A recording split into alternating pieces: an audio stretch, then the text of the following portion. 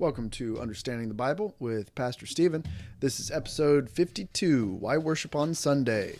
Well, throughout Christianity, since the first century, people have worshiped on Sunday, regularly met in church buildings and held services and worshiped God and gathered together as far as the fellowship of believers, the breaking of bread, the gathering of tithes and offerings, all of these things. And it dates back to God preserving the Sabbath day as a memorial to honor his period of rest after creation. So you look at Genesis chapter 2, verse 1, it says, "Thus the heavens and the earth were finished and all the host of them. And on the seventh day, God ended his work which he had made, and he rested on the seventh day from all his work which he had made. And God blessed the seventh day and sanctified it, because that in it he had rested from all his work which God created and made." So you have this basis from the very beginning that we're to work 6 days and rest on the seventh. And then Jesus reaffirms that in the New Testament.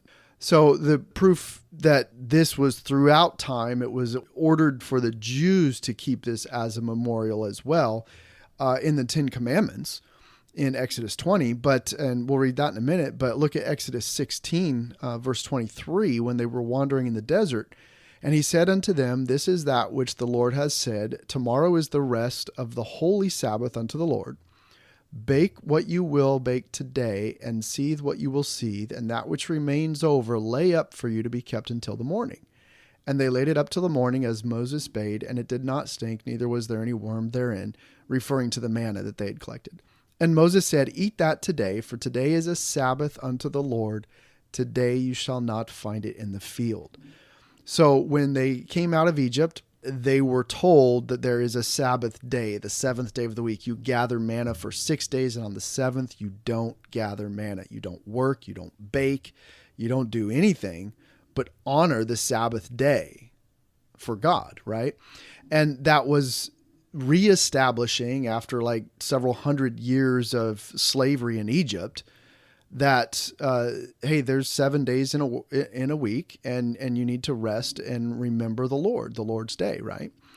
And so Exodus 20, this was a few chapters later, they finally got the 10 Commandments, and verse 8 says, "Remember the Sabbath day to keep it holy. 6 days shalt thou labor and do all thy work. But the seventh day is the Sabbath of the Lord thy God.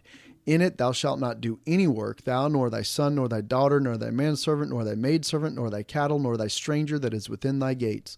For in 6 days the Lord made heaven and earth, the sea, and all that in them is, and rested the seventh day. Wherefore the Lord blessed the Sabbath day and hallowed it." So across Christianity, we recognize that there is this 7-day week, and the seventh day is the day that we are to rest and honor God. What's the seventh day of the week? Saturday. So why then do Christians, those who profess to follow Jesus Christ, the Son of God, the God of the Jews, who created the Jews and established this law, the Ten Commandments, to honor the seventh day of the week when he rested from creating the entire universe? Why then did we switch from honoring that day in particular, Saturday, to having a Sunday worship? Well, primarily it comes down to the disciples. The 12 disciples of Jesus appear to have changed it to Sunday. So if you look at Colossians 2:16, they say, "Let no man judge you in meat or in drink or in respect of a holy day or of the new moon or of the Sabbath days, which are a shadow of things to come, but the body is of Christ." So that one's important. It mentions that there are different things that people judge each other on, and the Sabbath day should not be one of them. Because remember, it is supposed to be a shadow of the things to come. It's a symbol of something that God is going to do or have for us in heaven. Okay, the shadow of things to come. Then if you look at Romans 14:5, it says, "One man esteems one day above another, another esteems every day the same. Let every man be fully persuaded in his own mind." So again, in Romans, they were having this argument in the Roman church because primarily you had Jews that were telling people, hey, this is what God did in the Old Testament. Here's the 10 Commandments, blah, blah, blah, right? But we're following Christ now.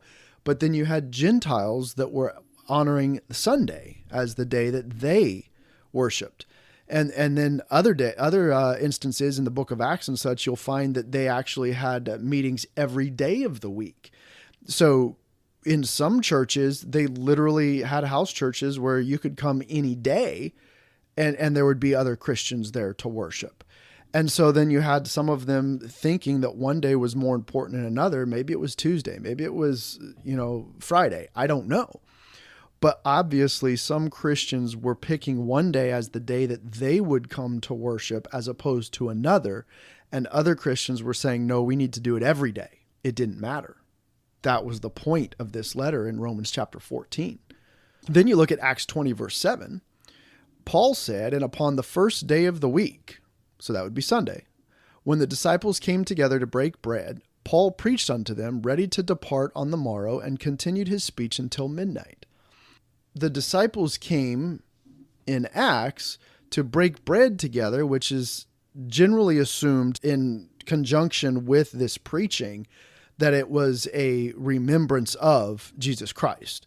That was the breaking of bread. But then on the other hand, you have people saying that breaking of bread is just a common terminology for eating together, right? So it could be that they met every day of the week and had dinner together while they preached or while they listened to Paul preach.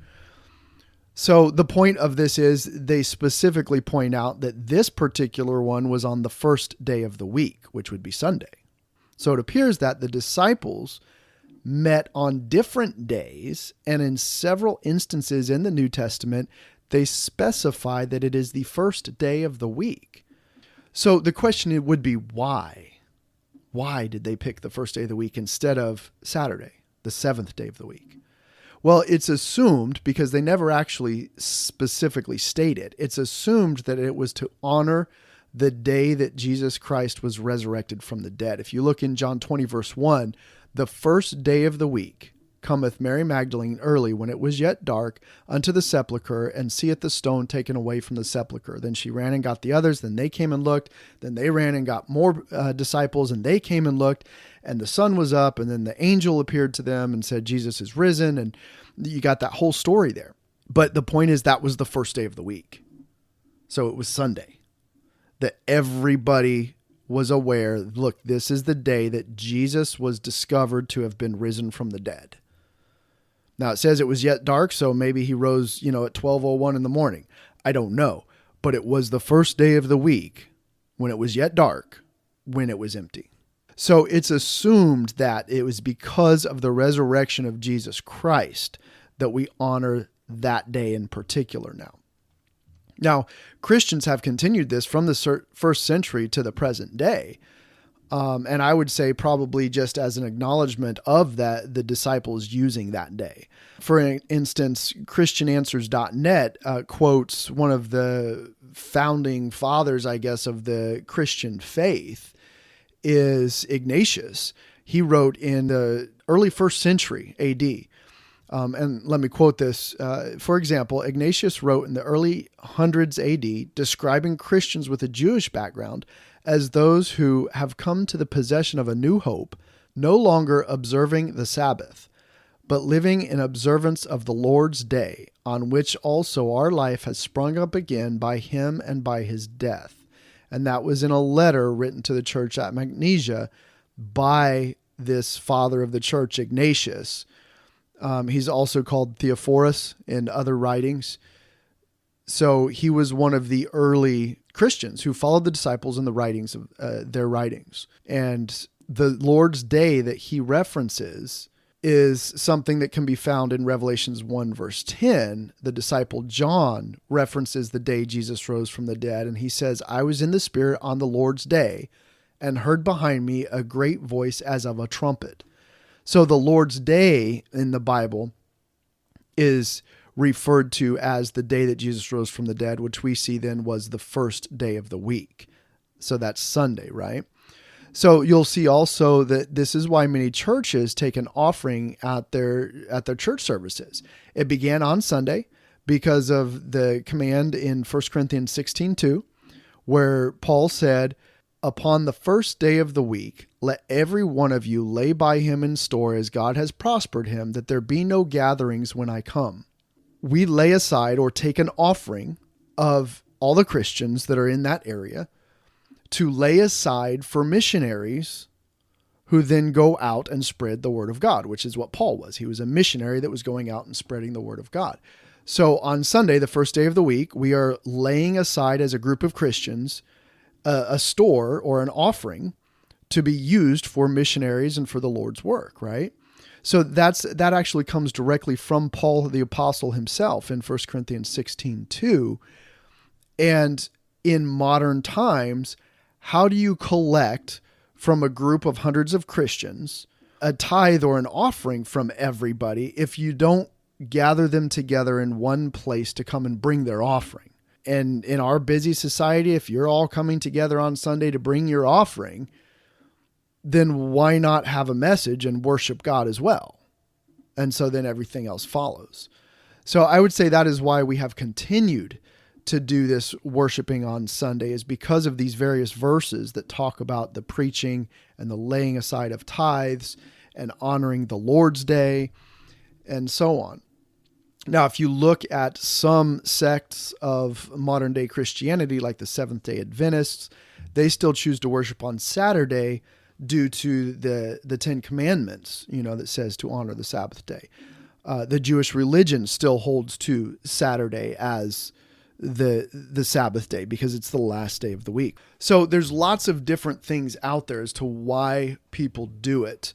Remember that we are supposed to see everything through a filter of the Bible, right? Now, I in my research on this, I found some references to Constantine in the 3rd century and some other pagan uses of the first day of the week, the worshiping of the sun on Sunday and things like that, and how, Christianity has become pagan and is worshiping false gods and blah, blah, blah. Well, if you look at the Bible verses that I have quoted to you, it is very clear that the disciples did what we would call worship in a church building or in house churches on the first day of the week. So this stems from very shortly after the resurrection of Jesus Christ and him going back into heaven. That's when they started doing this. So to say that came later as a result of some pagan religion is false. So you've got to look at the Bible, and the Bible talking about the disciples doing it on the first day of the week. And that's where we get our decision making, is from the Bible, not from cultures or ancient religions or, something that you find on the internet. So the conclusion of all of this is that the Ten Commandments honoring the Sabbath day it means a day of rest. You do not have to worship and have church service on that day of rest. There's nowhere in the Bible that requires you to have that quote unquote Sunday service on the Sabbath day. Keep in mind that Jesus himself went to church on the Sabbath day at first when he went to the Jewish synagogues to preach until he was chased out. And then he preached every day of the week. He didn't just preach on the Sabbath day. Also, he made a mention of the fact that the Lord is the Lord of the Sabbath day also, which is saying that Jesus Christ is the Lord of every day, not just the Sabbath day. But Hebrews 10:25 says, "Not forsaking the assembling of ourselves together, as the manner of some is, but exhorting one another, and so much the more as you see the day approaching." We should meet together with like-minded believers who trust in Jesus Christ, to not forsake the assembling of ourselves together, to lift each other up. That's what exhorting means. And so much the more. So worship, if you want to do prayer and songs and digging into scripture and being discipled, and do it more often as you see the day approaching. That means the day of Jesus Christ coming back a second time, right? So as long as we are not forsaking that assembly of ourselves together, it doesn't matter which day you choose to honor. The point is the memorial of God creating the world in 6 days and resting on the seventh. So we also ought to rest the seventh day. And then if you look at, this is the last passage, Romans 14, starting in verse 1, I believe it goes through 12. It goes through 12. It says, him that is weak in the faith receive ye, but not to doubtful disputations. Means don't allow someone who is weak to cause arguments and bring up doubt in the church. Verse 2, for one believeth that he may eat all things, another who is weak eateth only herbs. Let not him that eateth despise him that does not eat. So again, you can understand that someone is weak in the faith, but do not despise them. And let not him which eateth not judge him that eats, for God has received him. So if a Christian chooses to be a vegetarian, that's okay, but they should not judge those who eat meat. Who art thou that judgest another man's servant? To his own master he standeth or falleth. Yea, he shall be holden up, for God is able to make him stand. Verse 5, one man esteemeth one day above another, another esteemeth every day alike. Let every man be fully persuaded in his own mind. This goes back to previous podcasts about how if it is not of faith, it is sin to you. So if you are persuaded that you must worship on a certain day, then you should. But understand, God doesn't care which day you worship. Verse 6, he that regardeth one day, regardeth it unto the Lord. And he that regardeth not that day to the Lord, he does not regard it. He that eateth, eateth to the Lord, for he giveth God thanks. And he that eateth not, to the Lord he eateth not, and giveth God thanks. The point is, in your heart, are you doing it for God, or are you doing it for some other reason? If you're doing it for God, it doesn't matter which one of those you choose. Okay? Verse 7, for none of us liveth to himself, and no man dieth to himself. For whether we live unto the Lord. Whether we die unto the Lord. Whether we live, therefore, or die, we are the Lord's. For to this end Christ both died and rose and revived, that he might be the Lord both of the dead and the living. But why do you judge your brother? Or why do you set it not your brother? For we shall all stand before the judgment seat of Christ. For as it is written, as I live, saith the Lord, every knee shall bow to me, and every tongue shall confess to God. So then every one of us shall give account of himself to God. Whether you choose to worship on Saturday, Sunday, Thursday, Tuesday morning, it doesn't matter. The key is that you set aside a day to honor God, and that you also understand the principle that God taught. Then you remember the 6 days shall you work, and on the seventh day you rest. So what if your work requires you to work on Sunday? The question is, when you have that day off, do you regularly take one day out of the 7 to where you will rest? And I think there's a physics principle in there that God probably designed our bodies to need rest every 7th day, but that's not scriptural. That's my own opinion. As long as you are taking that day to rest and remember God, and then in addition to that, you are taking time to actually assemble with other believers to help each other in your faith, especially as times get worse in this world, then you are living for God. And it doesn't matter which day you choose.